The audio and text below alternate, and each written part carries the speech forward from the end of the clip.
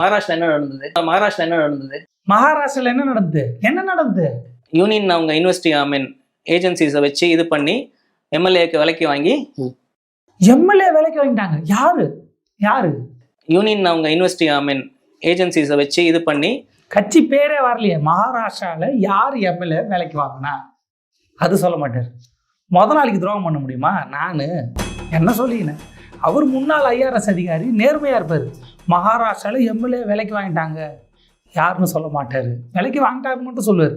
யாருன்னா திமுக இங்கேருந்து மகாராஷ்டிரா போய் எம்எல்ஏலாம் விலைக்கு வாங்கிட்டாங்க. அப்படிதான் இருக்குது. யார் விலைக்கு வாங்கினா பேரை சொல்லுங்க. வராது. நாக்கு இது பண்ணால், அதாவது என்ன பண்ணாலும் பேர் வராது. ஏன்னா நாகரிகம் கருதி பேர் சொல்லலை. முன்னாள் ஐஆர்எஸ் அதிகாரி, பண்பட்டவர், நாகரிகமான மனுஷன், பேர் சொல்ல மாட்டார்.